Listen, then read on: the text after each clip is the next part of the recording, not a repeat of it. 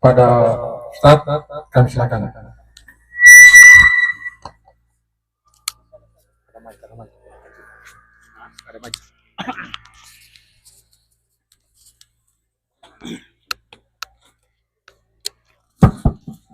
Bismillahirrahmanirrahim.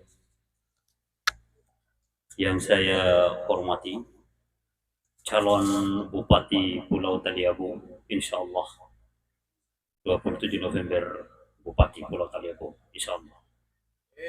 Yang saya hormati calon Wakil Bupati Pulau Taliabu, Pak Dede Mirzan. Calon bupatinya tadi Bapak Haji Abidin Jabar, Sarjana Hukum. Yang saya hormati Ketua Tim Pemenangan Paslon nomor 3, Bapak Haji Gafarudin, mantan Asisten 1 Gubernur Maluku Utara. Yang saya hormati tim kampanye Paslon nomor 3, ada Pak Surahman, ada Pak Husni, dan yang saya muliakan dan hormati bapak-bapak kepolisian yang turut serta dalam perjalanan mengelilingi seluruh desa di Pulau Taliabu. Yang saya banggakan, selamat datang pemilik kedaulatan bangsa ini, bapak-bapak, ibu-ibu yang hadir di saat ini, para pegawai masjid, para aktivis pendidikan, para guru, para tokoh masyarakat, ibu-ibu sekalian yang hadir. Semoga Allah merahmati dan beri kita jalan yang terbaik. Assalamualaikum warahmatullahi wabarakatuh. Ibadah yang paling agung yang menjadi amanat Tuhan di muka bumi adalah ibadah sosial, yang bila mana kita tidak lakukan, maka kita disebut sebagai para pendusta. Pernyataan ini diabadikan oleh Sang Pencipta alam semesta di dalam surat Al-Ma'un, surat yang senantiasa kita baca dalam setiap sholat kita. Apa isi surat itu? A'udzubillahi minasyaitonirrajim. Ara'aita allazi yukazzibu biddin. Maukah kalian Allah perlihatkan para pendusta agama?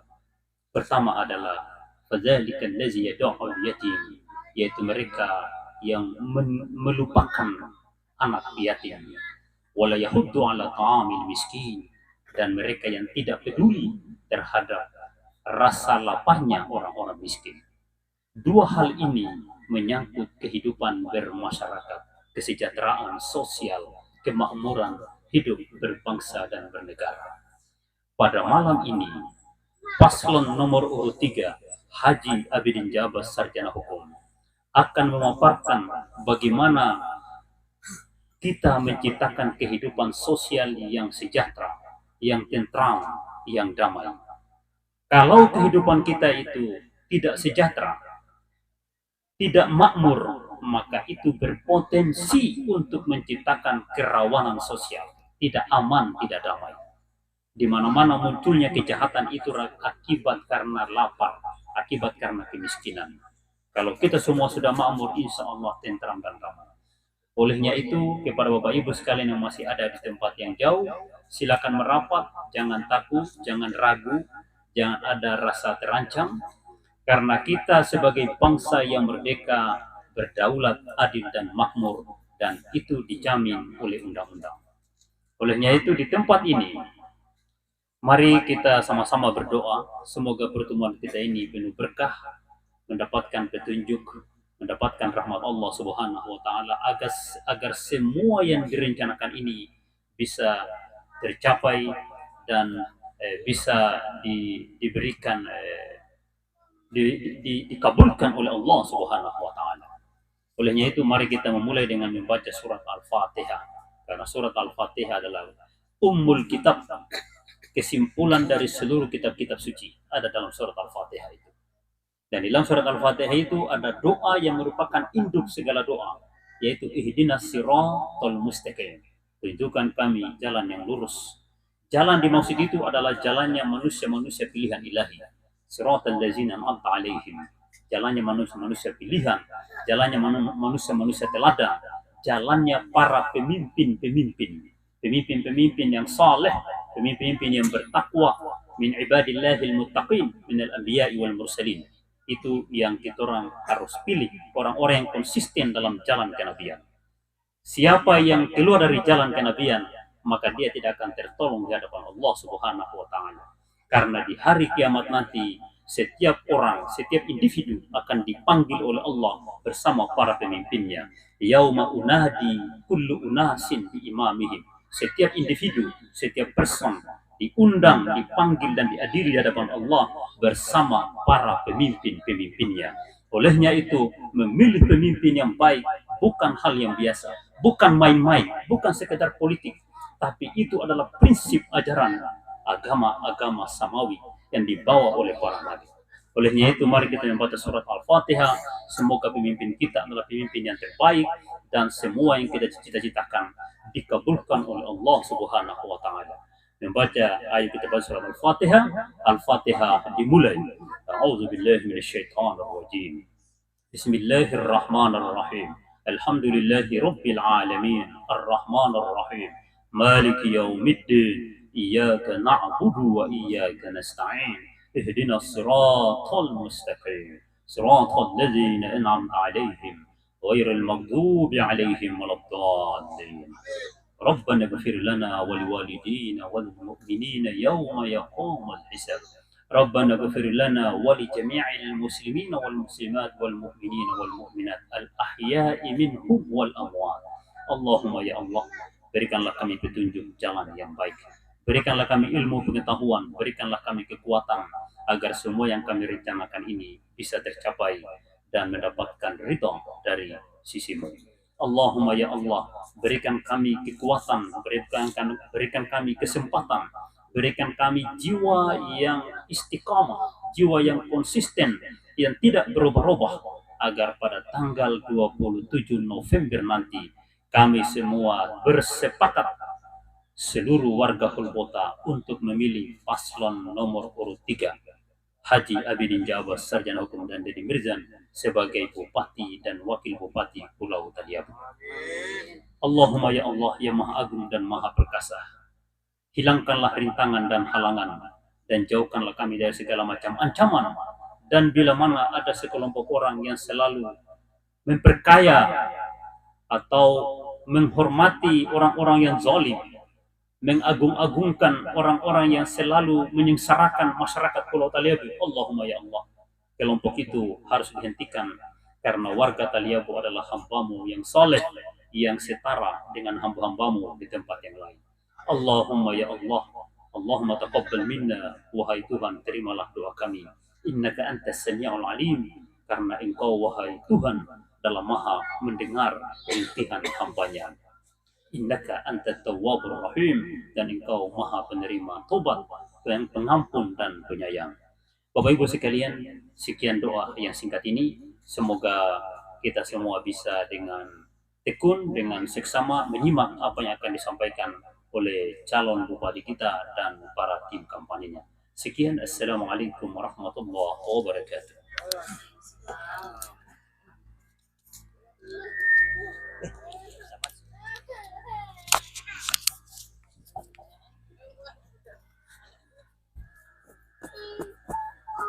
Baik.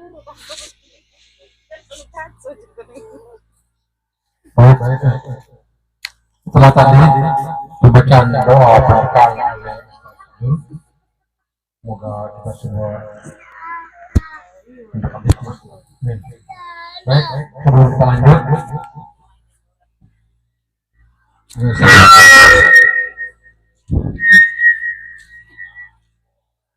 saya lihat ini udah pada kayak ngantuk ya. Sebelum kita lanjut ke orasi berikut, kita coba yel-yel dulu ya. Setuju? Baik. Pilih nomor 3. Pilih nomor 3. Sekali lagi. Pilih nomor 3. Baik, terima kasih. Selanjutnya,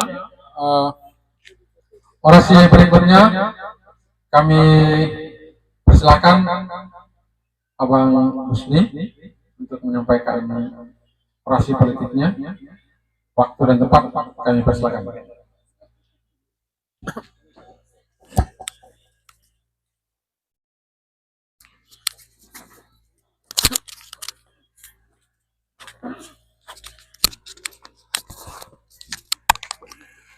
Assalamualaikum. Bismillahirrahmanirrahim.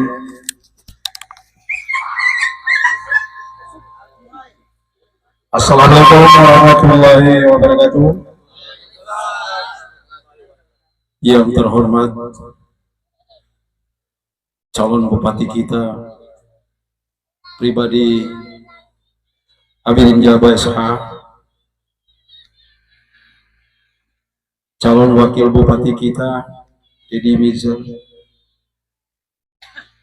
dan kemudian Pak Haji Ghafarudin selaku ketua tim, teman-teman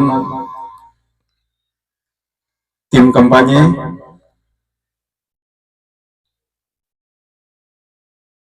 Ibu Bupati, insya Allah, Pak Imam, kemudian Pak Kades, Pak mantan Kades ya, dan seluruh tokoh-tokoh masyarakat Desa Holbota, sekaligus yang teristimewa seluruh masyarakat Holbota yang hadir pada kampanye malam hari ini. Izinkan kami selaku tim kampanye Abdi ingin menyampaikan beberapa hal, ingin mengedukasi, ingin menyampaikan sesuatu terkait perjuangan kita menuju Taliabu Emas. Saya ingin tanya Bapak Ibu sekalian, apakah kita di Holbota ini sudah merasa daerah kita ini maju apa tidak? Sekali lagi saya mau bilang, maju apa tidak? Iya. Kalau kita tidak maju, tentu harus butuh perubahan. Harus butuh perubahan. Tidak ada kata lain, harus berubah. Kita dibayangi dengan beberapa calon. Calon itu mereka. Siapa mereka itu? Orang-orang yang sudah memimpin 20 tahun selama ini. Mereka salah kaprah bahwa mereka pagari partai, belanja partai semua. Tidak ada orang yang akan menyelinap di sela-sela mereka untuk maju. Salah kaprah. Hari ini ada solusi untuk memberikan negeri ini maju. Abdi. Tepuk tangan. Tadi bapak-bapak, ibu-ibu, saudara-saudara sekalian bersepakat bahwa kita tidak maju. Kemajuan itu bukan hanya dilihat dari segi bagaimana aspalnya dibangun, jembatannya dibangun, sekolahnya dibangun, lapangan bola sepak bolanya dibangun, tapi mental masyarakatnya juga harus dibangun. Kita harus hilangkan rasa ketakutan. Saudara-saudara kita yang ada di luar sana tidak perlu takut dengan intimidasi, tidak perlu takut dengan itu kabar-kabar burung. Mau takut bupati sudah berakhir dia punya masa kerja. Mau takut kepala dinas, jangankan kepala dinas, dirinya saja bukan lagi pegawai negeri. Camkan itu, tidak ada yang perlu ditakuti. Tidak ada. Sekarang kita mulai babak baru, memilih pemimpin yang benar. Mau kalian dipimpin oleh anak-anak? Mau dipimpin oleh perempuan? Tidak ada pemimpin dunia yang perempuan. Nabi saja tidak ada nabi perempuan. Nabi itu laki-laki yang sudah balik, yang sudah berakal. Tidak ada itu. Tidak ada. Kemudian saya mau sampaikan kepada bapak, jika esok tiba pada saatnya kita memilih, tolong di Terawang itu surat suaranya. Tolong di Terawang itu surat suaranya. Ada nanti itu surat suara yang sudah dimanipulasi oleh penyelenggara.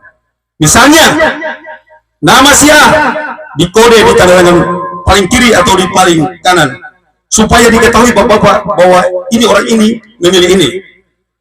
Kalau adanya yang sudah ditandatangani surat suara itu yang dikode-kode, jangan pernah mencoblos, jangan. Dan kalaupun dipaksakan untuk mencoblos, periksa baik-baik. Itu temuan pidana murni bagi penyelenggara yang bermain-main untuk tidak merahasiakan pemilih. Itu dia punya hukuman pidana murni, 1 tahun penjara, denda 12 juta. Ingat itu.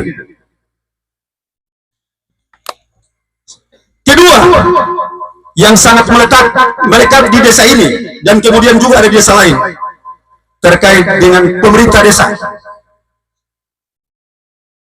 kepala desa, pejabat kepala desa, jangan menyalahgunakan kewenangannya hanya karena kepentingan politik. Anda sebagai pengayuh masyarakat dan kemudian mengayomi masyarakat itu secara adil, jangan pilih kasih. Ada aparatur pemerintahan desa dan di kala pemilihan begini mundur diri untuk bermain-main. Ingat itu, Bapak Ibu sekalian, mereka itu digaji dari pendapatan desa ini. Kalaupun kepala desa atau pejabat kepala desa mengeluarkan mereka untuk sementara, pastikan bahwa harus diterbitkan SK-nya, diganti betul-betul. Jangan hanya karena pemilihan, setelah pemilihan aktif lagi. Ingat itu ya. Kalau ada aparat desa yang mundur karena pemilihan, musyawarah atau rapat, pastikan bahwa siapa penggantinya, dan kemudian di-SK-kan dan kemudian dilaporkan supaya dirubah. Jangan orang ini mundur tapi terakhir dia juga dapat upah dari desa ini, karena gajinya itu bukan dari mana tapi dari desa ini. Makanya itu saya mau sampaikan kepada Bapak Ibu sekalian untuk tidak takut. Kita tidak perlu takut. Jika kita terus ditakuti dan dihantui dengan perasaan takut, tidak akan pernah maju. Mari kita coba berubah. Mari kita coba berubah hingga pada akhirnya pemikiran orang Holbota juga sama dengan pemikirannya orang Gele. Pemikirannya orang Bota sudah sama dengan pemikirannya orang Bogo. Desa Holbota ini sengaja diisolasikan untuk tidak sama cara berpikirnya dengan orang Bobong dan orang Salati. Kenapa?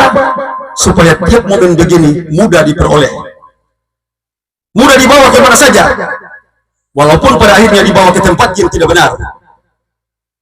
Sepakat? Kita tidak maju kan? Kalau kita tidak maju harus berubah. Solusinya ada di Abdi. Pilih nomor, pilih nomor, pilih nomor. Oke, terima kasih. Mudah-mudahan ada manfaatnya untuk kita semua. Wassalamualaikum warahmatullahi wabarakatuh.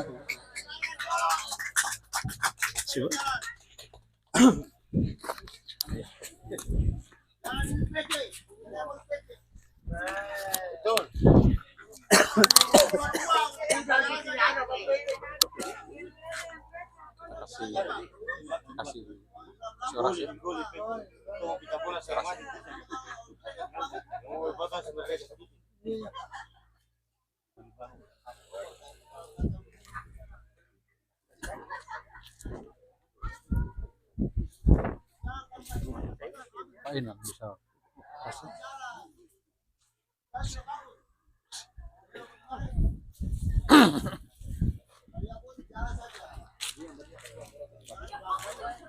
Baik.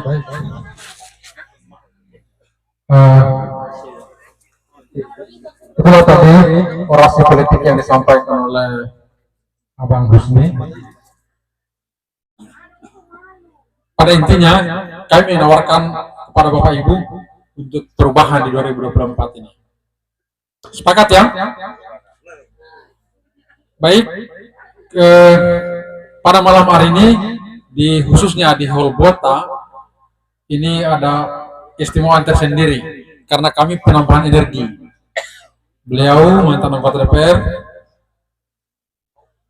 beliau juga ketua partai PDI Perjuangan.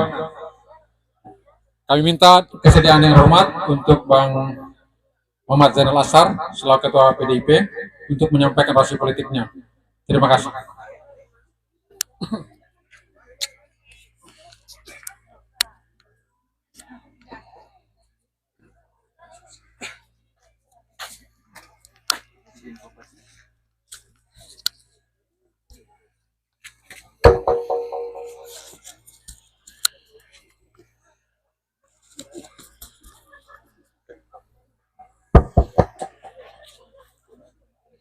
Bismillahirrahmanirrahim.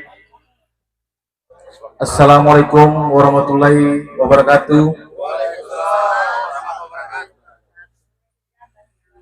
Yang saya hormati, Insya Allah Bupati Pulau Taliabu 2024-2029. Yang saya hormati Pak Wakil Bupati, sementara tadi ada tugas sedikit kebobong, jadi beliau tidak sempat bersama-sama kami.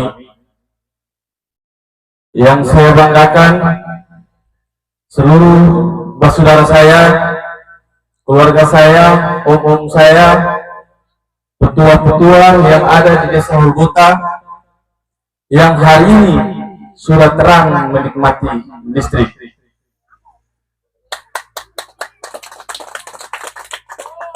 Ini adalah satu kemerdekaan, bahwa proses listrik masuk kemarin juga adalah perjuangan saya, priorisasi saya menjadi anggota DPR periode 2019-2024. Ini saya harus secara sampaikan biar bapak-bapak dan ibu-ibu juga tahu.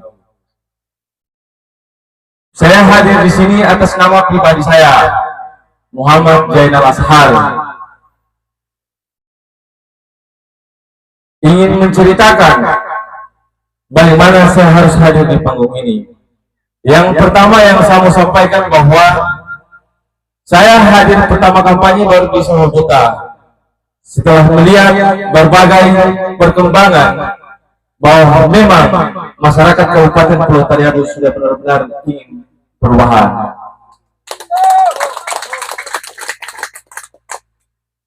Sudah benar-benar menginginkan perubahan. Bapak-bapak dan ibu-ibu, soal jadi bupati itu nawaitu. Siapa saja bisa jadi bupati di negeri ini. Tetapi punya niat untuk melakukan pembangunan itu juga butuh orangnya. Apakah mau bikin atau mau makan? Kalau mau bikin, pasti orang sudah sedang dari dulu. Kenapa tidak? Bupati ini adalah jabatan pejabat negara yang diberi kewenangan oleh rakyat, digaji oleh negara untuk memikirkan lapar dan tidak laparnya masyarakat. Jadi tidak ada alasan kalau Taliabu masih tertinggal berarti bupati tidak berpikir. Kalau Taliabu masih tertinggal berarti bupati tidak berpikir. Kenapa? Seharusnya orang punya jalan yang sudah lingkar Taliabu, bos. Kalau ada yang masih bilang bahwa itu kewenangan provinsi, itu kewenangan negara, bupati bikin apa? Dia diberi kewenangan kok, diberi kewenangan untuk mengeluarkan selembar kertas untuk menyatakan jalan ini jalan kabupaten, jalan ini jalan provinsi, jalan ini jalan negara. Dia digaji, dia difasilitasi negara untuk melakukan apa? Koordinasi ke provinsi, koordinasi ke kampung. Itu yang harus dilakukan oleh pemimpin sehingga anggaran bisa turun. Jakarta sana kata orang uang beli uang, kata orang. Kalau pengusaha yang datang, tidak mungkin anggaran itu turun ke pengusaha karena dia tidak punya legitimasi publik untuk melakukan penyelenggaraan keuangan. Yang punya legitimasi publik itu bupati. Jadi kalau bupati melakukan koordinasi, mau gubernurnya siapapun, ketika dia membuka ruang, dia tidak ego, pasti anggaran itu turun ke sini. Dan orang bisa kok, kenapa dia tidak bisa? Karena dia punya kemauan. Makanya orang bisa jadi bupati, tapi yang jadi pertanyaannya, orang jadi, orang bikin atau orang makan? Bukan. Itu yang jadi pertanyaan. Jangan menerima nasi. Orang ini bukan Taliabu tahun 80-an. Kalau Taliabu tahun 80-an kita terima nasi. Kenapa? Kita harus survive. Babugu, data mako, kita mau terima nasi. Tapi Taliabu sekarang tidak mau terima nasi. Karena uang negara ada. Pemimpin harus pikirkan bagaimana rakyat sejahtera. Tahun ketiga ini. Jadi jangan lihat penyelenggaraan desa salah yang dianggap biasa. Tidak boleh, itu tidak biasa, itu salah. Jadi saya harapkan bapak-bapak dan ibu, mari buka mata, mari buka hati. Di Sulawesi sana orang sakit betul-betul yang ditanya penyakitnya, bukan yang ditanya uangnya. Artinya apa? Ketika masuk ke rumah sakit, mau dia BPJS atau apa benar-benar dilayani. Tolong ini rakyat miskin. Yang kata takutkan adalah ketika orang sakit dan tidak punya uang. Kalau sakit dan tidak punya uang, terus pasrah dengan nasib, menunggu air doa dan mati. Ini bukan tahun 80-an, bos. Jadi mari buka mata sehingga pemimpin yang benar-benar hadir dan benar-benar jujur dan mau memikirkan rakyat bisa menghadirkan fasilitas kesehatan yang layak, sehingga kalau sakit tidak ditanya mau dihorobota atau tidak, mau ada BPJS atau tidak, mau ada uang atau tidak, tetap dilayani karena itu sudah dikafir negara. Di Sulawesi bisa bikin kayak begitu kok.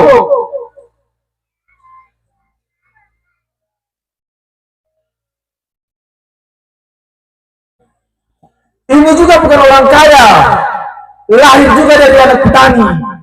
Kalau sukses menjadi bupati, maka saya punya bapak-bapak dan mama yang ada hari-hari di sini di Kampung wajib bermimpi ke depan anaknya bisa jadi bupati. Itu bisa jadi bupati kalau sekolahnya juga betul. Maka Pak Bupati, kalau jadi bupati, tolong perbaiki fasilitas pendidikan.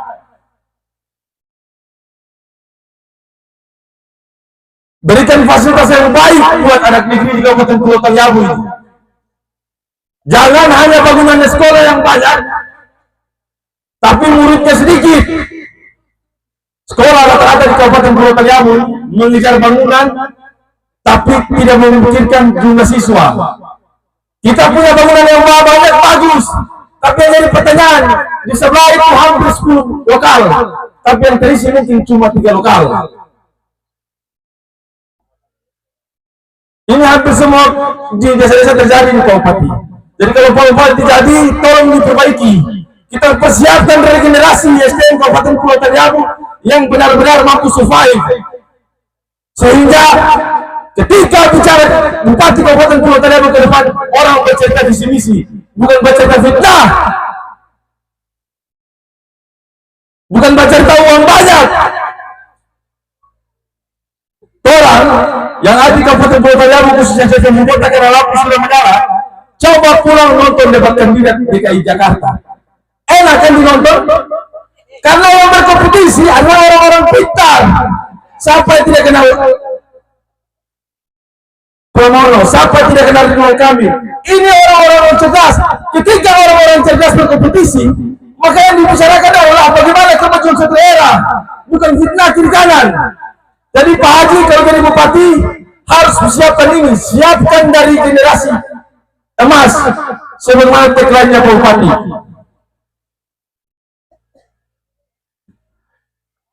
Bisa dipahami ini? Bisa dimengerti ini? Jadi stop sudah, tanya ada ini ada ini, stop. Mari bagaimana sama-sama tanggal 27 Bismillahirrahmanirrahim ke TPS Tusuk nomor urut 3. Insya Allah beliau tidak punya beban politik karena beliau maju dari independen. Secara otomatis apa yang beliau pikirkan adalah kepentingan rakyat Kabupaten Pulau Taliabu. Saya buka-bukaan saja karena beberapa kali saya nonton di kampanye live-nya Pak Bupati. Uang 600, 700, sampai 800 miliar itu bukan uang kecil. Uang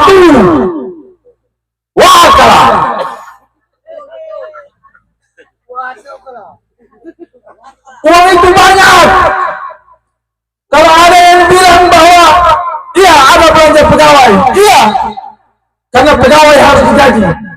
Yang jadi pertanyaan, sudah dianggarkan menjadi belanja pegawai, kok gaji aparat desa masih terlambat. Masa kamu tak berpikir? Insya Allah kalau bupati yang jadi, barang yang telah dianggarkan yang namanya belanja pegawai itu dibayarkan tepat waktu, sehingga yang menjadi aparat desa dia sudah tahu dia gajian tanggal sekian. Artinya apa? Dia punya kepercayaan diri ketika beras kalau ada dalam rumah, dia sudah berani ambil di kios.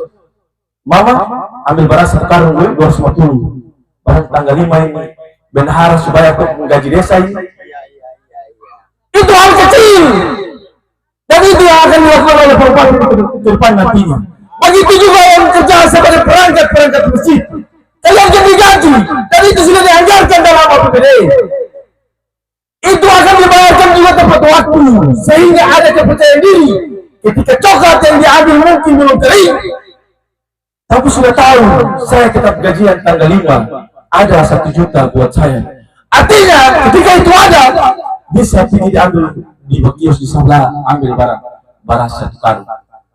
Soal DPI kan beda perayaan itu urusan nanti. Tapi setidaknya beras ada dalam rumah. Apakah beras menjadi milik? Yang penting tolong bismillah makan dan kenyang. Sehingga aparat desa pun tidak seujung terhadap kepala desa. Desa makan itu pegawai ke apa? Padahal di atas yang terkancing. Padahal secara anggaran itu sudah dianggarkan. Ini hal kecil, tetapi masyarakat masa bodoh menganggap itu hal biasa. Mau saja hidup seperti katak dalam tempurung. Itu tidak boleh lagi, Pak. Jadi Pak Bupati, harapan besar saya hadir di sini, saya nikah cuma itu yang Pak Bupati lakukan. Tentunya risiko politik hukum politik buat saya juga sudah pertaruhkan untuk saya hadir di panggungnya Pak Bupati. Tetapi yang benar akan saya sampaikan. Tidak ada urusan, karena kita bukan berbahan. Saya tidak pernah berbuat komitmen juga dengan Pak Bupati. Saya mau tidak ada. Yang penting Pak Bupati sudah di saya pulang pilu merantau cari saya punya uang lagi. Nanti 2009 lagi baru saya akan bertaruh DPR. Yang penting Pak Bupati sudah jadi.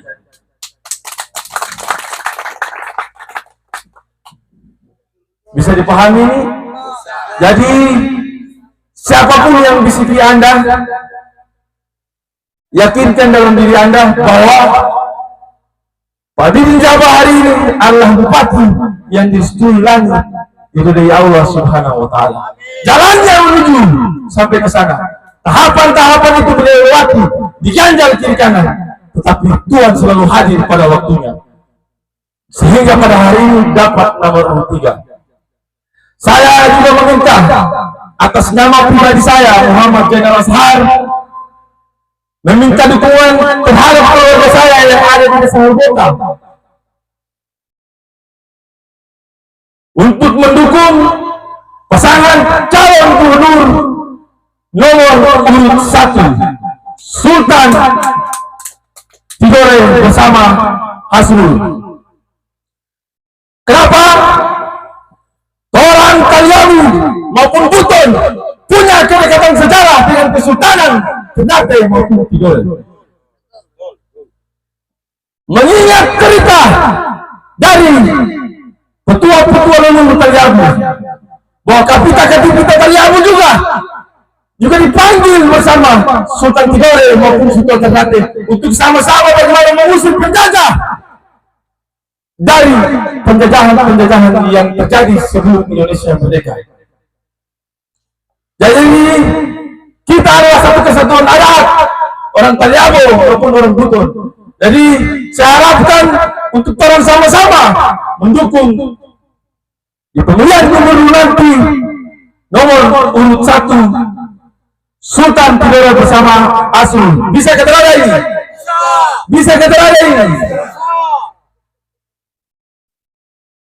Karena kapita-kapita Kalyabu yang dipanggil, kalau saya tidak salah, namanya adalah Kodi dan Monti. Kalau orang tua pasti tahu ini. Dan telapak tangan Kodi ada di dinding Kesultanan Ternate. Artinya apa? Kalyabu juga berjuang bersama Kesultanan untuk mengusir penjajahan dari negeri Maluku Kiraha. Di dalamnya termasuk adalah Kabupaten Pulau Kalyabu pada dulunya. Jadi tidak salah kalau orang Taliabu tidak menjadi sultan. Pak Haji orangnya humble. Kenapa humble? Mudah berkomunikasi dengan siapa saja. Ketika itu kepentingan Taliabu untuk menjadi sejahtera, kenapa tidak? Pak Haji akan berbicara dengan Pak Sultan. Pak Sultan, orang butuh anggaran sekian untuk bagaimana diprogramkan dalam APBD provinsi sehingga itu menjadi jalan nasional, jalan provinsi. Bisa ke tidak ini? Bisa ke tidak ini? Jadi insya Allah bisa. Masih banyak program-program yang nanti akan disampaikan oleh Pak Haji sehingga beliau yang nantinya akan mengeksekusi sendiri untuk meningkatkan kesejahteraan rakyat. Mungkin itu saja dari saya. Tanggal 27 coba-coba siapa Bupati? Tanggal 27 coba-coba berapa? Guru nomor. Terima kasih. Billahi taufiq wal hidayah. Wassalamualaikum warahmatullahi wabarakatuh. Bismillahirrahmanirrahim. Assalamualaikum warahmatullahi wabarakatuh. Yang saya hormati, insya Allah Bupati Pulau Taliabu 2024-2029. Yang saya hormati Pak Wakil Bupati, sementara tadi ada tugas sedikit kebobong, jadi beliau tidak sempat bersama-sama kami. Yang saya banggakan, seluruh saudara saya, keluarga saya, om-om saya, petua-petua yang ada di Desa Hulbuta, yang hari ini sudah terang menikmati listrik.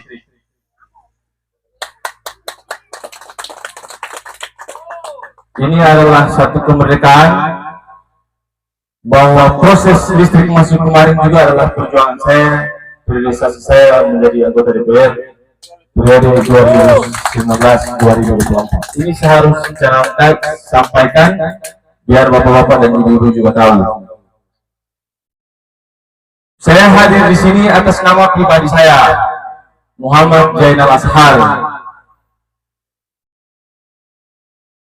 ingin menceritakan bagaimana saya harus hadir di panggung ini. Yang pertama yang saya mau sampaikan bahwa saya hadir pertama kampanye baru di Hulbuta. Setelah melihat berbagai perkembangan bahwa memang masyarakat Kabupaten Pulau Taliabu sudah benar-benar ingin perubahan.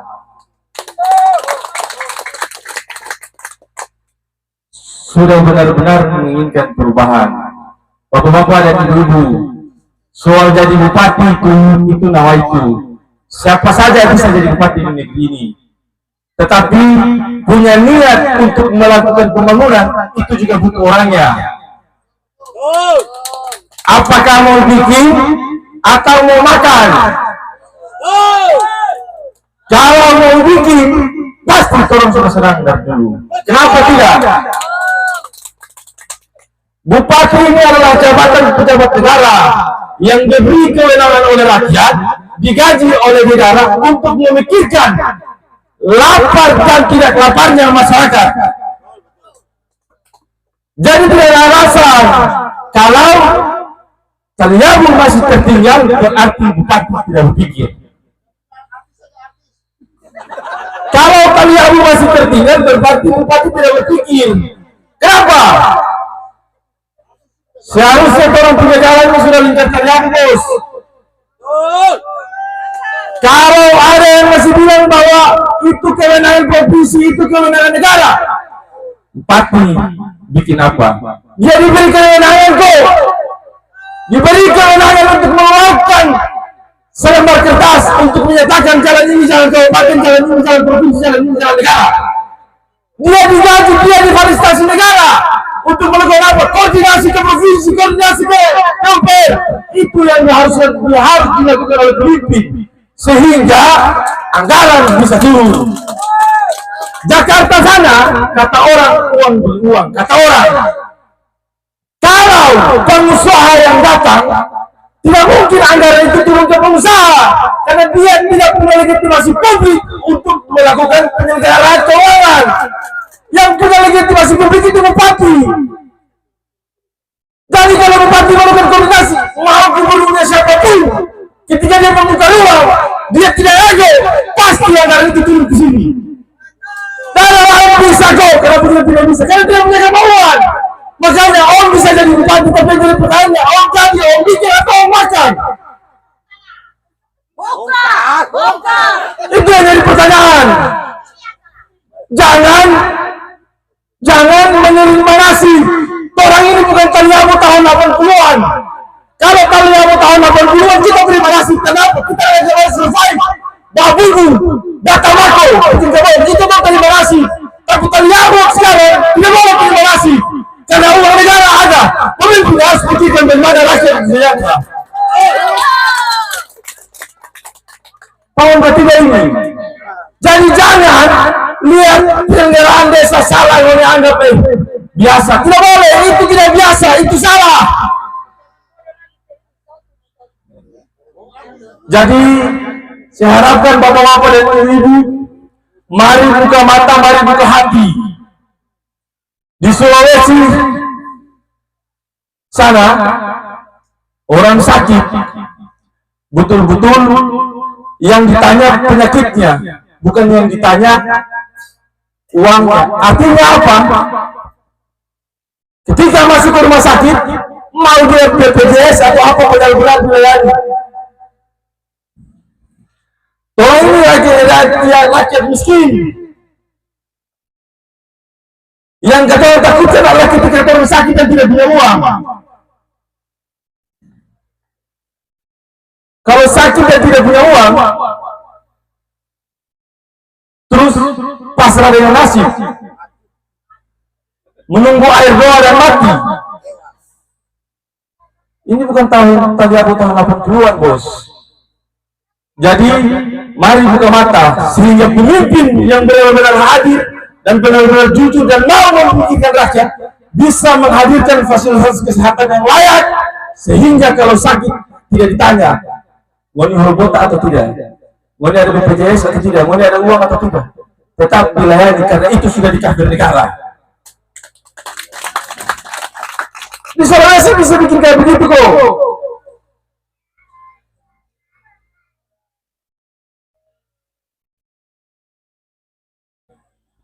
Ini juga bukan orang kaya, lahir juga dari anak petani. Kalau sukses menjadi bupati, maka saya punya bapak-bapak dan orang-orang yang ada hari-hari di sini di Pakabong, wajib bermimpi ke depan anaknya bisa jadi bupati. Itu bisa jadi bupati kalau sekolahnya juga betul. Maka Pak Bupati, kalau jadi bupati, tolong perbaiki fasilitas pendidikan.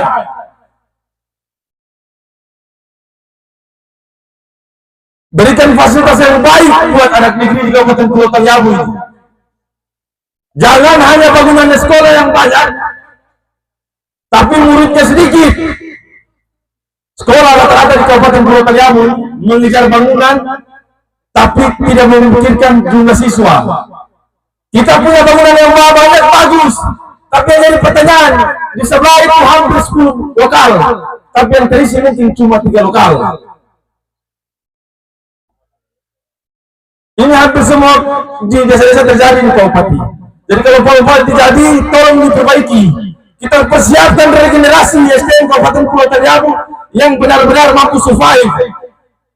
Sehingga ketika bicara Bupati Kabupaten Pulau Taliabu ke depan, orang bercerita visi misi, bukan bercerita fitnah,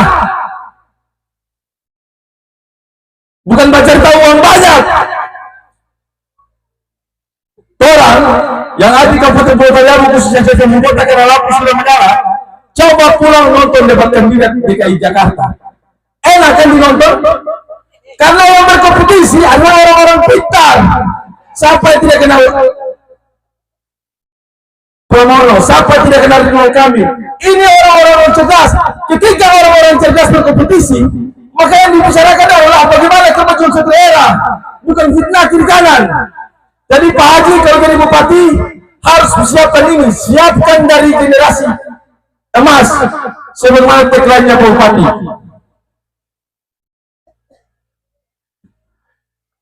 Bisa dipahami ini? Bisa dimengerti ini? Jadi stop sudah, tanya ada ini, ada ini, stop. Mari bagaimana sama-sama tanggal 27 Bismillahirrahmanirrahim ke TPS Yusuf nomor urut 3. Insya Allah beliau tidak punya beban politik karena beliau maju dari independen. Secara otomatis apa yang beliau pikirkan adalah kepentingan rakyat Kabupaten Pulau Paliabu. Saya buka-bukaan saja, karena beberapa kali saya nonton di kampanye live-nya Pak Bupati.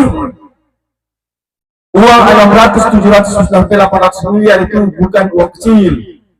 Wah kalah.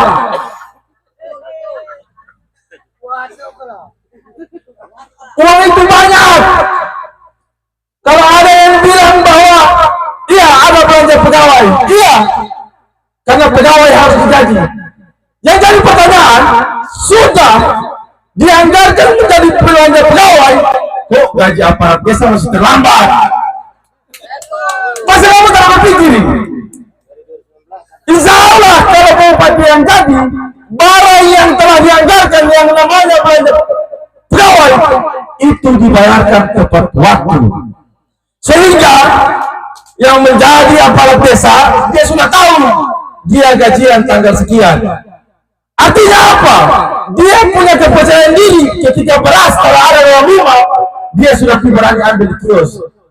Mama ambil beras 1 karung 250. Barang tanggal 5 ini benar supaya untuk menggaji desa ini. Itu hal kecil. Dan itu yang akan dilakukan oleh Bupati ke depan nantinya. Begitu juga yang kerja sebagai perangkat masjid. Kalian akan digaji. Dan itu sudah dianggarkan dalam APBD. Itu akan dibayarkan juga tepat waktu. Sehingga ada kepercayaan diri. Ketika coklat yang diambil mungkin belum kering, tapi sudah tahu saya tetap gajian tanggal 5. Ada 1 juta buat saya. Artinya ketika itu ada, bisa pergi diambil di kios di sebelah, ambil barang beras 1 karung. Soal DPI kan beda lain itu urusan nanti. Tetap setidaknya beras ada dalam rumah. Apakah beras menjadi gini? Yang penting tolong bismillah makan dan kenyang. Sehingga aparat desa pun tidak seujung terhadap kepala desa. Semasa itu pegawai ke apa? Padahal di atas yang terkancing. Padahal secara anggaran itu sudah dianggarkan. Ini hal kecil, tetapi masyarakat masa bodoh menganggap itu hal biasa. Mau saja hidup seperti katak dalam tempurung. Itu tidak boleh lagi, Pak. Jadi Pak Bupati, harapan besar saya hadir di sini, saya minta cuma itu yang Pak Bupati lakukan. Tentunya resiko politik hukum politik buat saya juga sudah pertaruhkan untuk saya hadir di panggungnya Pak Bupati. Tetapi yang benar akan saya sampaikan. Tidak ada urusan. Karena kita bukan berbahan. Saya tidak pernah berbuat komitmen juga dengan Pak Bupati. Saya mau tidak ada. Yang penting Pak Bupati sudah saya pulang pilu merantau cari saya punya uang lagi. Nanti 2009 lagi saya akan bertaruh DPR. Yang penting Pak Bupati sudah jadi.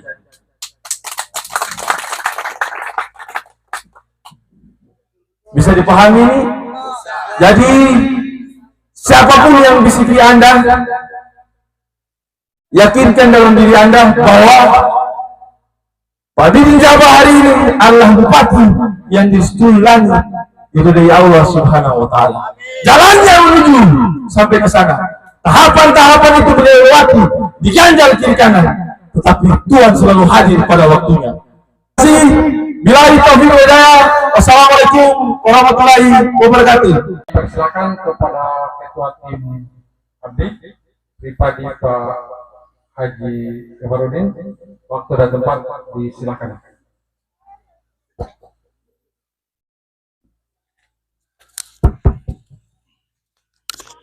Bismillahirrahmanirrahim. Assalamualaikum warahmatullahi wabarakatuh. Yang terhormat Bapak Bupati kita, insya Allah, Pak Haji Abidin Jabah, Sarjana Hukum bersama Ibu, yang Terhormat Pak Inar, adindaku yang tercinta, Pak Zul, Pak semua tim sampai pada Abdi yang saya hormati, bapak-bapak, ibu-ibu yang saya hormati. Saya sampaikan bahwa apa yang disampaikan oleh pendahulu-pendahulu tadi itu benar. Seperti yang disampaikan oleh Pak Inar tadi itu benar, bahwa pemimpin itu harus cerdas. Pemimpin itu harus mampu, baik intelektualnya maupun pengalamannya. Mari kita melihat keberhasilan Gorontalo, Fadel Muhammad, sampai sekarang dinikmati oleh masyarakat Gorontalo karena kecerdasannya. Hanya jagung yang dia kembangkan, tapi diekspor ke Amerika.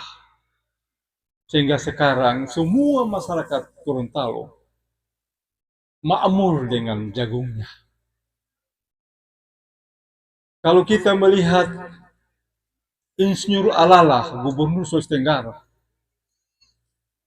dengan Girsa Matanya, gerakan Desa Makmur Meratanya, dulu dianggap remeh, tapi sekarang Sulawesi Tenggara itu adalah lumbung padi. Ini karena kecerdasannya. Ya. Meningkat lagi Presiden Singapura pada tahun 1963 merdeka. Singapura itu tidak punya apa-apa. Gunung tidak miliki, laut pun tidak dia miliki. Bahkan air bersih diambil dari Malaysia. Tetapi karena pemimpinnya cerdas, pemimpinnya memiliki keahlian, kecerdasan, dan punya niat, ya, maka hitungan berapa puluh tahun, 20 tahun, Singapura sudah sama dengan negara-negara Eropa. Banyak presiden-presiden yang pemimpin-pemimpin yang cerdas, masyarakatnya, negaranya makmur. Seperti Jepang, pada saat bom Nagasaki, itu Jepang itu hancur. Itu pada tahun 1945-an, 44. Hancur, berantakan, dibom oleh Sekutu. Tetapi karena presidennya cerdas, maka tidak lama negara Jepang maju. Sama dengan Taliabo ini. Kalau dipimpin oleh orang-orang yang tidak cerdas, kita akan sengsara sepanjang masa. Apalagi di dalam niatnya hanya mencari keuntungan di dalam APBD itu. Saya berpengalaman 7 tahun saya kerja di Kendari, saya kerja di Sanana sama-sama dengan AHM. Kemudian 7 tahun saya kerja di Maluku, di Ambon. 7 tahun sama-sama dengan di kantor gubernur. Tapi tidak pernah saya lihat pemimpin seperti di Taliabo. Ya. Dan kalau ini kita pertahankan, maka kita akan sengsara dan sengsara. Kita percayakan untuk mengurus jalanan PPC. Kita memilih bupati untuk mengurus kesehatan hancur. Kita memilih bupati untuk mengurus pendidikan, seperti yang disampaikan oleh Pak Inar tadi, hancur berantakan. Bapak dan Ibu tidak tahu, kerusakan pendidikan itu tidak sama melihat keretakan jembatan. Kita tidak melihatnya itu. Tapi bagi kami yang orang perencana, tahu bahwa itu hancur. Bapak dan Ibu yang kami hormati, sebenarnya kita memilih bupati itu untuk apa? itu tujuannya yang pertama adalah mensejahterakan, memakmurkan masyarakat. Kalau masyarakat itu tidak makmur, maka itu bupati gagal. Olehnya itu, insya Allah, calon bupati 03 ini memiliki niat yang ikhlas karena Allah dan memiliki kecerdasan untuk Taliabu ini bangkit. Olehnya itu, Bapak Ibu sekalian, semua kesalahan ini adalah bupati, tapi bupati siapa yang memilihnya adalah masyarakat. Maka yang salah adalah masyarakat. Olehnya itu, jangan terulang kesalahan ini. Kita tahu bahwa kesalahan ini adalah 20 tahun kita ini disengsarakan.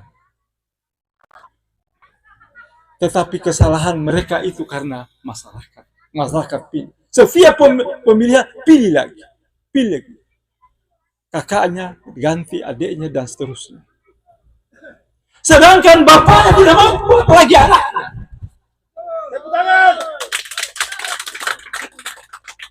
Masa kita harus memilih pemimpin yang tidak cerdas, pemimpin yang tidak memiliki pengalaman? Olehnya itu, Bapak dan Ibu, marilah kita memilih untuk tahun 2024 ini bupati yang betul-betul memiliki niat yang ikhlas, bukan mencari, bukan berdagang APBD. Setelah dia dapat uang, calon gubernur lagi. Kita sengsara, mereka yang. Olehnya itu, Bapak dan Ibu, saya tidak berlama-lama. Tapi saya sampaikan bahwa kesalahan ini ada pada masyarakat. Maka kali ini, marilah kita jangan lagi terulang kesalahan kita. Ya.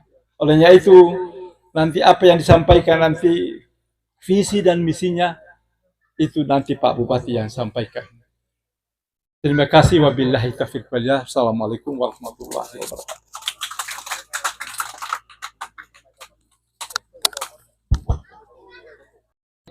Selanjutnya, apa yang kita tunggu-tunggu, penyampaian orasi politik, penyampaian visi misi dari calon bupati kita, Bapak Haji Abidin Jabar. Waktu dan tempat kami persilakan.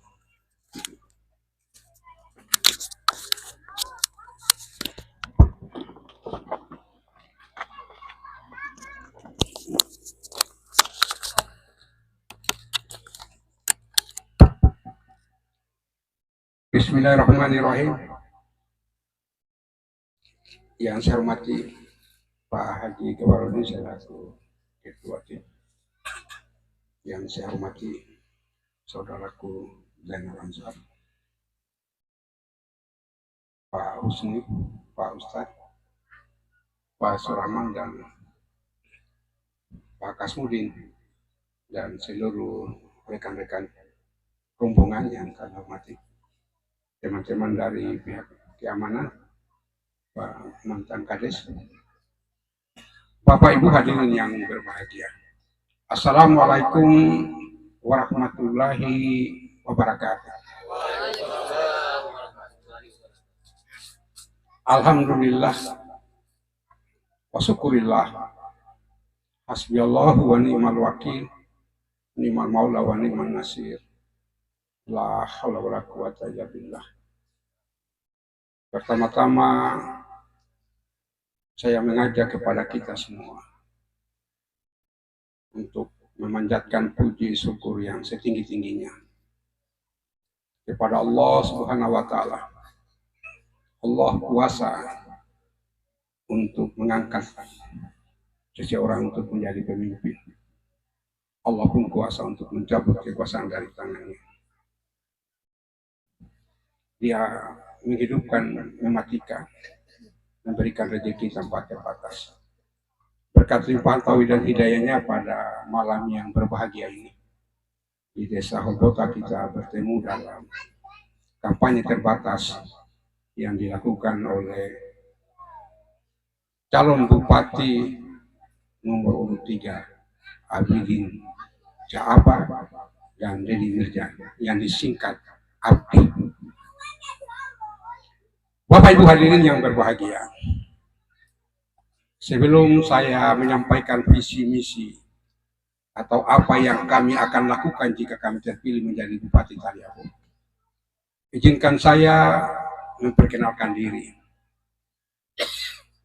Nama saya Haji Abidin Jabah. Orang tua saya tinggal di Nggele.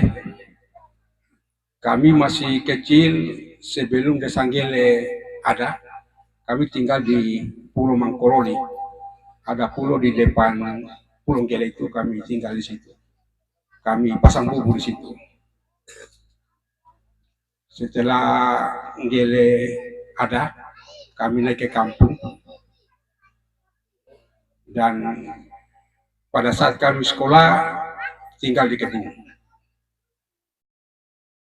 Jadi bisa dibayangkan suasana sulitnya keadaan di zaman itu.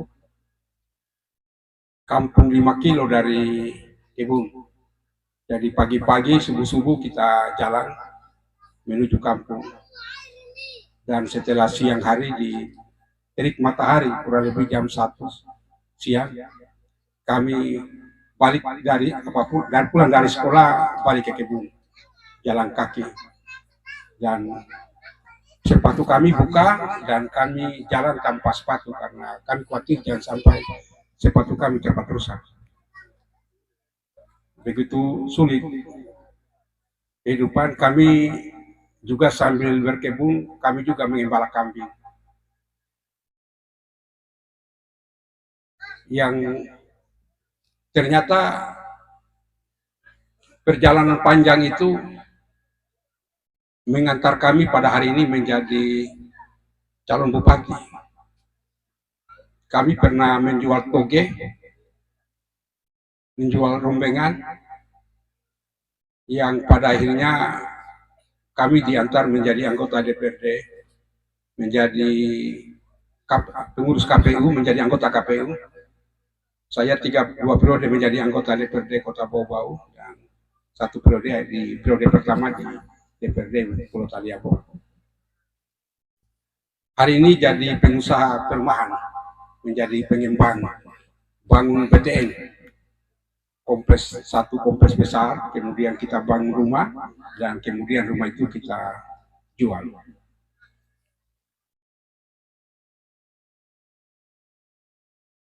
Anak 3, 1 sementara menjadi anggota DPRD Kota Bau-Bau, yang satunya ada di Fakultas Kedokteran Unhas, yang bungsu masih SMA kelas 2 di Kota Bau-Bau. Bapak Ibu hadirin yang berbahagia, Taliabu dalam kacamata kami di luar ini sementara sakit. Diibaratkan manusia dia sakit. Sakitnya ini parah. Dia sementara di opname di ruang ICU.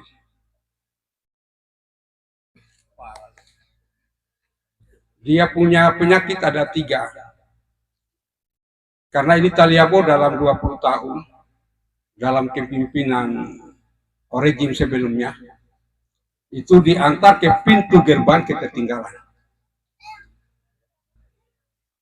Dalam Kepres 63 tahun 2020, Taliabu ditetapkan sebagai daerah tertinggal. Dia tidak naik kelas. Kenapa dia tidak naik kelas? Karena memang rapornya semua dia merah.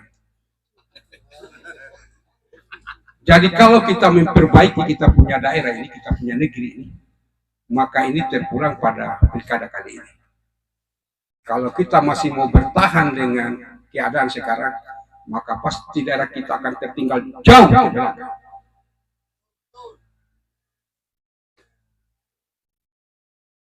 Apa penyakitnya? Penyakitnya yang pertama adalah dana kita banyak bocornya.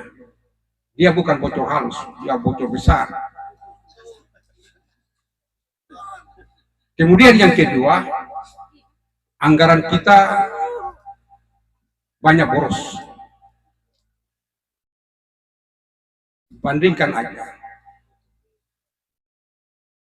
Sedikit-sedikit artis, sedikit-sedikit jalan keliling dunia. Apa yang dilakukan?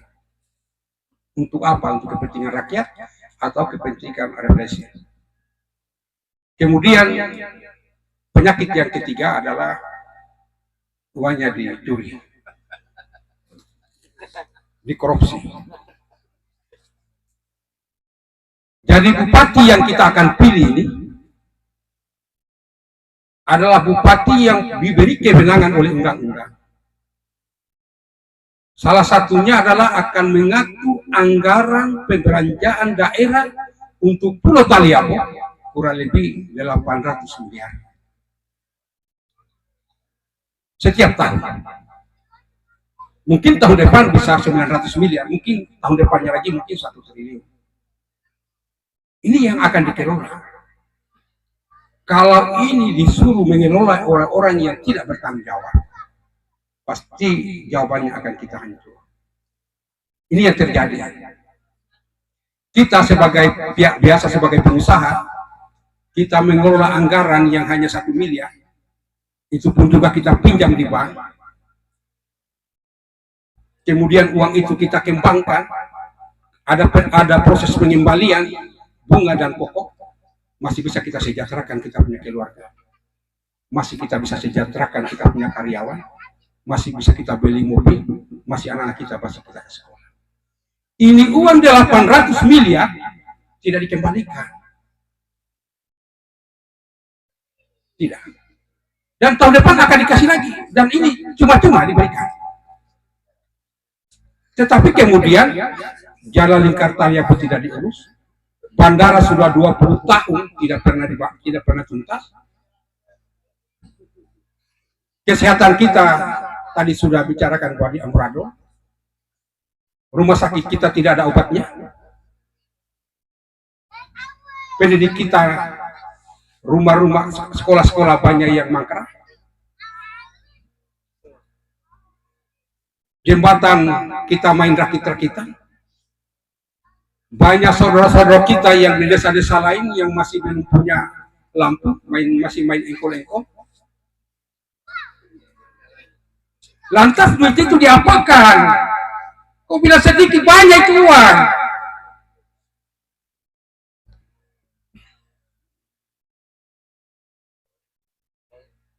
Jadi uang cukup banyak itu uang, besar banyak itu uang, 800 miliar itu. Dalam 10 tahun masa pemerintahan sebelumnya, anggaran hanya dia diperuntukkan untuk jalan kurang lebih 800 miliar. 800 miliar itu di mana-mana saya bicara bahwa kalau ditukar dengan uang logam, kemudian dihambur menjadi timbunan, seluruh jalan lingkar Taliabu selesai. Tapi kenapa jalan lingkar Taliabu ini tidak pernah selesai? Hanya kita main pecah-pecah terus. Karena itu tadi penyakitnya. Karena uangnya dicuri. Uangnya bocor. Kemudian kenapa kita masih mau pilih lagi? Kita didatang dihibur seakan-akan mereka baik. Mereka kampanye di mana-mana hanya dia curhat. Dia tidak sampaikan visi-misinya. Hanya kerjanya mengancam dan dia curhat. Padahal dalam momen seperti ini, harapan kita semua masyarakat datang untuk mendengarkan sesungguhnya apa yang mau dilakukan oleh bupati. Calon bupati nomor 1 atau nomor 2 atau nomor 3, apa yang mau dilakukan? Apa programnya untuk kepentingan masyarakat?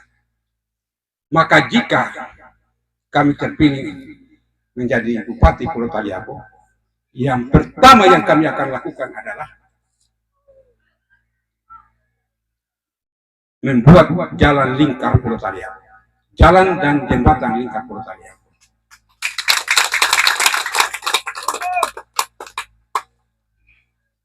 Setelah jalan lingkar Taliabu selesai, yang kedua adalah membeli mobil bus untuk mengangkut masyarakat dari desa ke desa, dari desa ke ibu kota, naik turun gratis.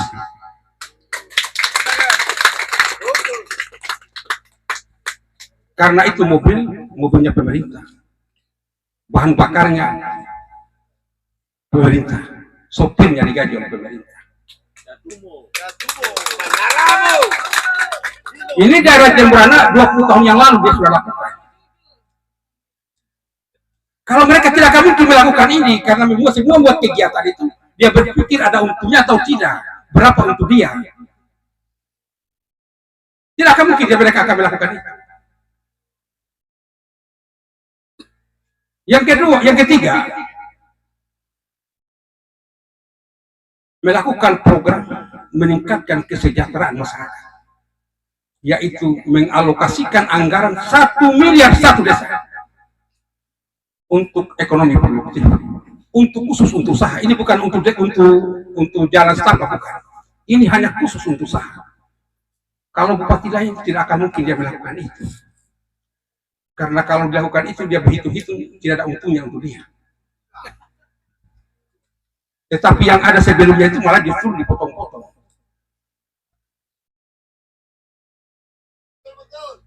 Jadi 1 miliar satu desa ini hanya khusus untuk usaha. Salah satu saya contohkan, kelapa.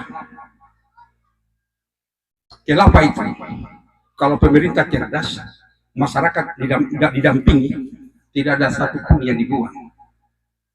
Dari sabutnya itu kita hancurkan, kita ekspor ke Cina, kita ekspor ke Timur Tengah, berapapun laku. Tempurungnya dibakar, diolah menjadi briket, dicampur dengan ubi, kemudian dihancurkan, dicetak seperti batu merah, didos, kemudian dikirim ke Cina, kutub utara, kutub selatan, berapapun jumlahnya mereka terima. Kelapa dari 15 biji, kalau itu ditimbang dijadikan kopra, itu hanya 2 kilo. Harganya berapa? 20.000. Tapi kalau pemerintah mendamping ini diolah menjadi PCO yang dibutuhkan oleh Timur Tengah dan beberapa negara lainnya, itu 15 biji bisa menjadi 600.000. Maka dengan uang 1 miliar ini, pemerintah daerah akan mendampingi bapak-bapak, akan kita hadirkan tim ahli dan seluruh sumber daya alam Taliabo, kita melakukan studi kelayakannya. Kalau usaha ini bisa enggak? Ada untungnya tidak? Dijualnya di mana? Nanti pemerintah yang uruskan pasarnya. Supaya masyarakat pegang uang, supaya masyarakat sejahtera, supaya masyarakat jangan hanya mimpi membeli mobil, tapi bisa beli mobil. Contoh lain, kita mengalokasikan anggaran terkait dengan rompong. Kemarin ikut debat ya, ikut debat. Di debat kemarin saya sempat jelaskan kepada calon nomor urut 1. Rompong ini nelayan dirugikan. Pertama dirugikan dari sisi jumlah timbangan. Harganya rendah, kadang-kadang nelayan ditipu. Karena pengusaha dari Bitung, pengusaha dari Gorontalo, pengusaha dari Kendari, ini didatang dia olah, kemudian diangkut ke kapalnya, baru dibawa ke Bitung, nanti di sana baru ditelepon bahwa begitu jumlah timbangannya sekian. Harganya pun hanya 3.000. Kalau pemerintah daerah intervensi, kami perkirakan paling kurang minimal harganya 7.000. Dari 3.000 menjadi 7.000. Kemudian pemerintah daerah bisa punya keuntungan melalui PAD, melalui tangan perusahaan daerah. Pemerintah daerah intervensi dalam urusan pengolahannya, kemudian pengangkutannya, sehingga akan menghasilkan PAD yang besar, dan dari PAD itu juga kembali ke masyarakat. Selanjutnya, adalah meningkatkan kesejahteraan buat pegawai negeri sipil. P3K dalam bentuk TPP, tambahan penghasilan buat pegawai negeri sipil dan P3K, dan kami akan bayarkan setiap bulan tanpa ada potongan. Selanjutnya, kami akan melakukan peningkatan kesejahteraan buat kepala desa dan seluruh perangkatnya, para imam dan para pendeta, dalam bentuk penambahan gaji. Bapak Ibu hadirin yang berbahagia, program selanjutnya adalah kita sudah datang di negeri ini sudah puluhan tahun. Kita lahir di negeri ini. Tujuan kita datang ke negeri ini kita berkebun. Sementara hampir seluruh daratan Pulau Taliabu ini sudah menjadi zona tambang. Ada kekhawatiran bahwa jangan sampai besok lusa ada pihak-pihak lain yang datang gara-gara di atas kebun kita, sehingga kita tidak punya kekuatan apa-apa. Maka kami punya program, seluruh kebun-kebun kita, tanah-tanah kita akan kita upayakan untuk kita sertifikatkan. Supaya ada kekuatan alasan. Tapi kalau mereka tidak akan mungkin melakukan itu, karena mereka akan menari-nari dalam keuntungan dalam. Bapak Ibu hadirin yang berbahagia, selanjutnya kami akan mempercepat proses pembangunan kantor badan dan dinas. Karena sampai hari ini kantor badan dinas kita masih kontrak, masih kos. Tidak ada kabupaten di Republik ini yang usianya sudah 11 tahun. Yang hanya bangun kantor dan badan dan dinas, dia masih kontrak. Kita lahir sama-sama dengan Banggai. Banggai sudah selesai kantor badan dan dinas. Jalan lingkar seluruh pulau-pulau Banggai sudah selesai. Listrik seluruh desa-desa yang ada di Banggai sudah menyala. Telekomunikasinya seluruh kita masih jauh tertinggal. Padahal mereka hanya penghasilannya keladi. Sementara kita sumber daya kita luar biasa melimpah. Bapak Ibu hadirin yang berbahagia, selanjutnya kita akan cepat membangun bandara. Karena bandara ini merupakan akses yang sangat luar biasa untuk kita keluar ke daerah lain. Taliabu sesungguhnya di tahun 70-an itu kita sudah punya bandara, ada bandara Sau dan ada bandara Bobo. Tetapi kemudian dalam perjalanan panjang tadi kita diantar kepada pintu gerbang ketertinggalan. Daerah lain justru yang pada zamannya masih mimpi ada bandara, mereka sekarang sudah punya bandara. Daerah lain yang dulu mimpi bagaimana jalan raya, kita dulu di tahun 70-an sudah ada jalan keliling Pulau Taliabu. Artinya apa yang saya sampaikan?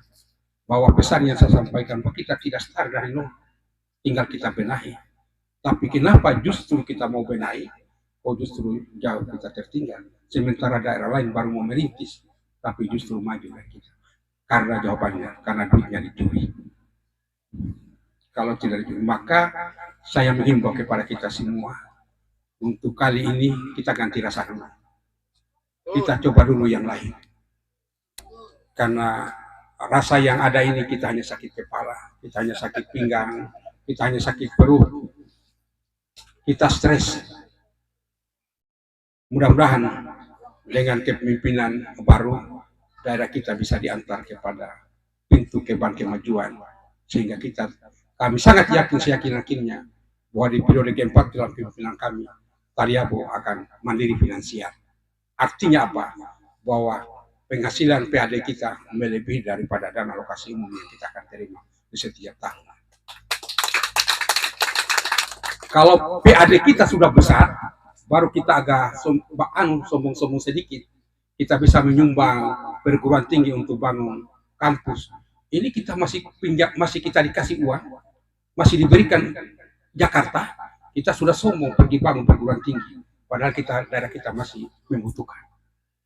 Kalau kita memang sudah menjadi daerah mandiri, PAD kita sudah besar, sudah melebihi daripada dana alokasi umum dan dana alokasi khusus, wah itu baru kita bisa tulang pinggang untuk kita bisa bantu daerah-daerah yang kekurangan. Bapak Ibu hadirin yang berbahagia, barangkali mungkin itu yang saya bisa sampaikan. Tentu masih banyak yang menjadi visi tambahan menjadi program kami. Tapi saya titip pesan bahwa kami mau jadi bupati ini bukan karena nafsu untuk mau ingin mencari duit, bukan. Kalau cari duit, saya sudah kasih tahu saya punya wakil, lebih baik kita jadi pengusaha. Pengusaha jelas dia punya untung ruginya. Kita mau jadi bupati ini lahan pengabdian. Karena buat kami di sisa-sisa usia ini, karena kita tidak tahu kapan kita akan game, karena usia sudah, ya, karena ya, itu pasti, dan kita akan pertanggungjawabkan di hadapan Tuhan. Apa yang kita akan lakukan sebiji jarak pun, itu kita akan pertanggungjawabkan di hadapan Tuhan. Buat kami, untuk menjadi calon bupati ini adalah ini merupakan olahan untuk kita mau mengabdi. Saya sesungguhnya secara pribadi, saya menolak pada saya ditawari untuk menjadi calon. Pak Haji Gabarudin ini mengajak saya berkali-kali, dan beberapa teman-teman yang lainnya. Tapi saya bilang jangan, cari yang lain.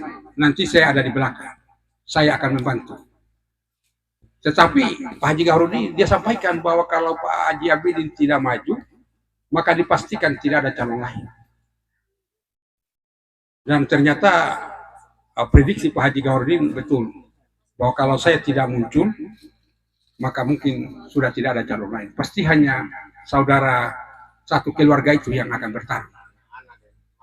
Dan tadi Pak Zainal Ansar, dia sudah singgung tadi, bahwa memang berbagai upaya dan cara yang mereka lakukan untuk menghalangi. Tetapi ternyata di setiap tantangan dan hambatan itu, Allah hadir memberikan kita solusi. Sehingga hari ini saya berdiri dan saya yakin, karena kami sudah keliling satu Pulau Taliabu, semua desa-desa, kami sudah sama keliling, dan berdasarkan data yang masuk, kami sangat yakin bahwa kami akan menjadi pemenang. Kenapa? Karena pertama, kalau kita amati dari proses pilkada ke pilkada, dari pilkada sebelumnya, dari pilkada 2005, kekuatan oposisi itu berjumlah 5.000. Di pilkada 2010, kekuatan oposisi dia bertambah menjadi 9.000. Kemudian di 2015, kekuatan oposisi menjadi 13.000. Dan di 2020, antara Muhaimin Sari berhadapan dengan Ali, yang pada saat itu dia incumbent, dan semua kekuatan birokrasi digerakkan dengan semua potensi, dia angka menjadi 15.000. Dia naik tetap, tidak pernah dia turun. Angka 15.000 ini kalau dia bertahan, saya pikir selesai. Karena mereka akan berbagi yang 17.000-nya. Apalagi angka 15.000 ini dipastikan dia naik. Kenapa dipastikan naik? Karena selama 5 tahun di pimpinan kedua Aliomus juga saya kira tidak ada yang dia. Semua luka hanya dia tambah, tidak mungkin tidak diperbaiki.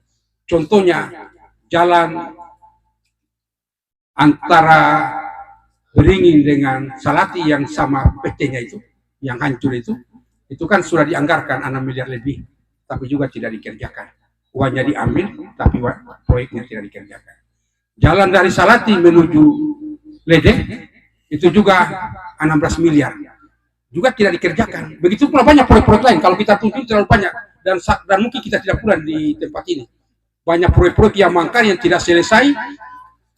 Apalagi gaji kepala desa yang 12 bulan kadang dibayarkan hanya 9 bulan, 7 bulan. Katanya dia hangus. Bukan dia hangus, tapi uangnya itu dicuri. Jadi Bapak Ibu hadirin yang berbahagia, barangkali ini yang bisa saya sampaikan. Dan apa yang disampaikan oleh Pak Ustadz tadi, bahwa memilih pemimpin ini bukan sederhana. Memilih pemimpin ini kita bukan akan bertanggung jawabkan di hadapan Tuhan. Maka karena itu kita berhadapan di hadapan Tuhan. Karena di masa yang akan datang ternyata bahwa kita akan di masa padang masa nanti kita akan dibangkitkan berkelompok-kelompok dengan pemimpinnya. Jadi dalam agama saya pikir tidak perlu kita ajari bahwa imam itu mesti laki-laki. Terkecuali dalam keadaan darurat tidak ada laki-laki. Kebetulan pilkada kali ini hanya satu calon dari laki-laki. Maka saya mengajak untuk jangan lupa di tanggal 27 November mari kita sama-sama memilih nomor 3. Oleh karena itu saya mohon diri, dan sebelumnya saya menyampaikan terima kasih dan penghargaan dan simpati yang paling dalam kepada Bapak Ibu yang telah berkenan hadir untuk mendengarkan kampanye kami, dan juga kami mengucapkan terima kasih yang sebesar-besarnya karena dalam dukungan syarat pemenuhan yang dilakukan kemarin pada saat memenuhi syarat pencalonan, itu juga ada kurang lebih 70 dari desa Holbota. Lebih dan kurangnya mohon dimaafkan. Assalamualaikum warahmatullahi wabarakatuh.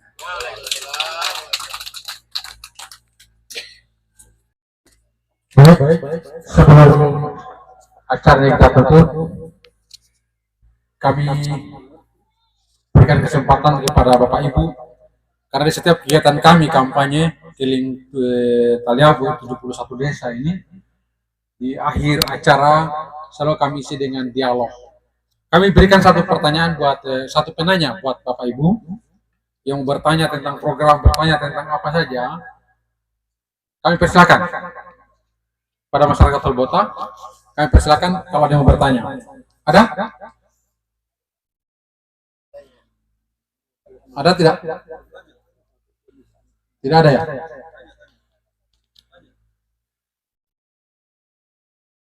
Baik. Oh.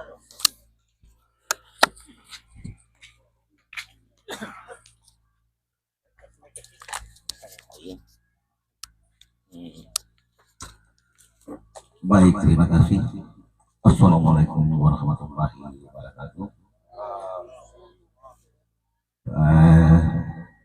Pertanyaan yang kami tujukan kepada Bapak Bupati nomor 23 tentang pendidikan yang ada di Desa Holbota.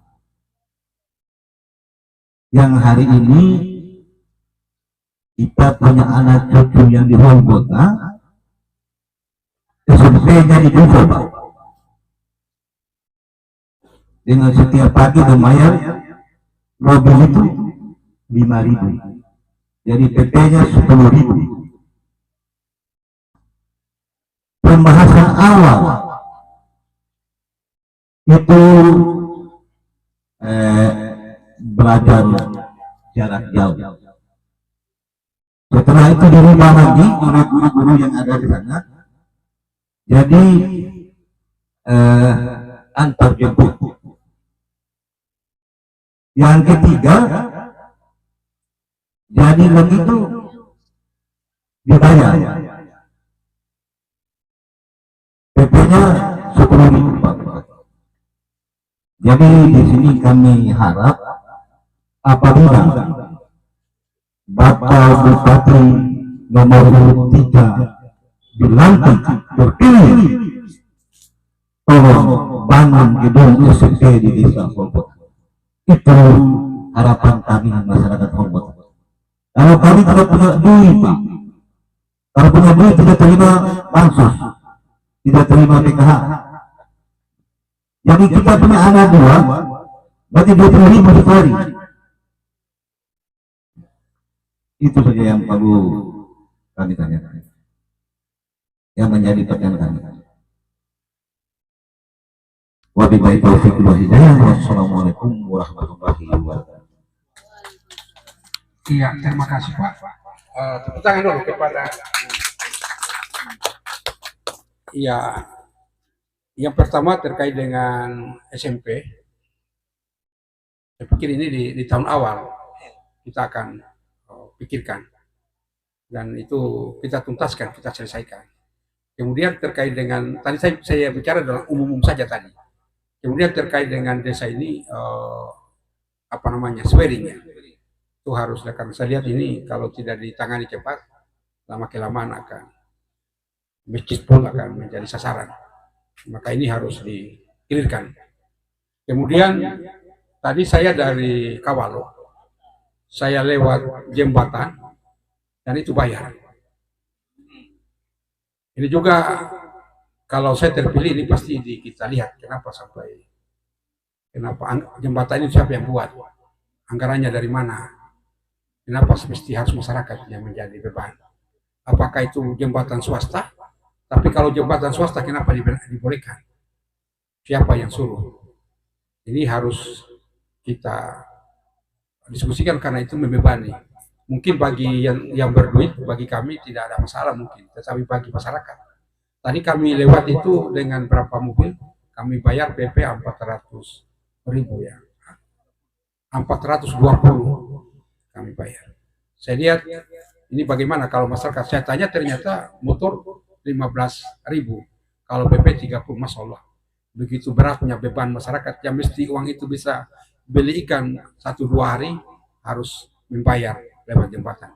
Ini harus dikelirkan. Kalau andai kata kami terpilih, maka ini tidak mesti harus begini. Kita harus cepat kita selesaikan supaya kita lewat di semua jembatan lingkar Pulau Taliabu tidak ada yang mesti dibayar.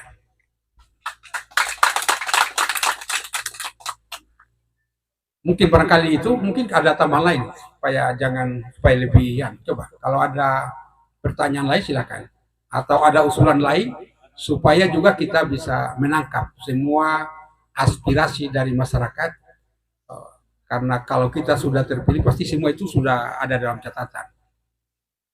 Jadi kalau ada tambahan silakan.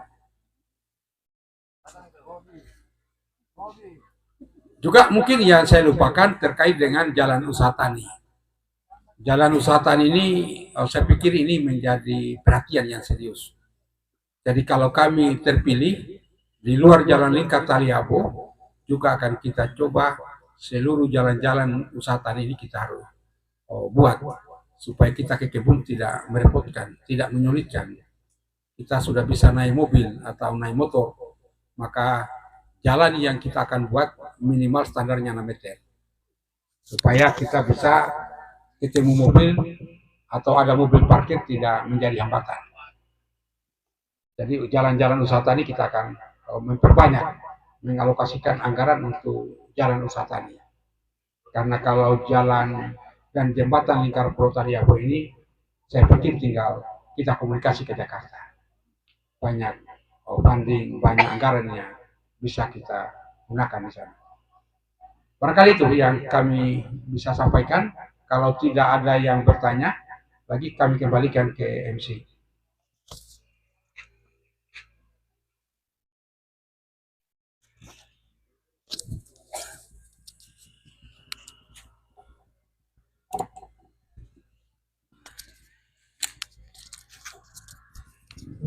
Itu tadi jawaban dari pertanyaan Pak Imam.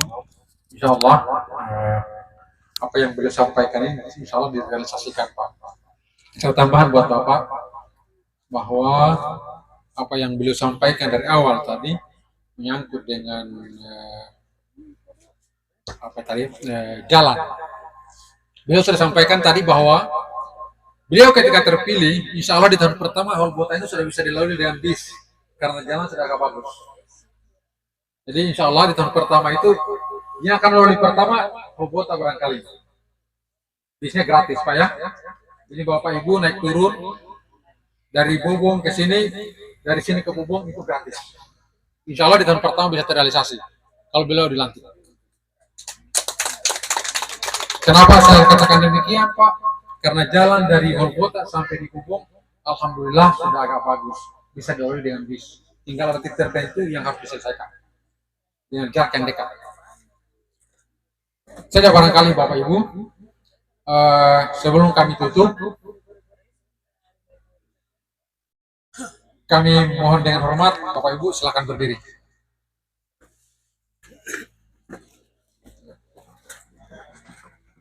Oke, rapat-rapat ya, rapat-rapat. Tolong angkat 3 jarinya. Semua.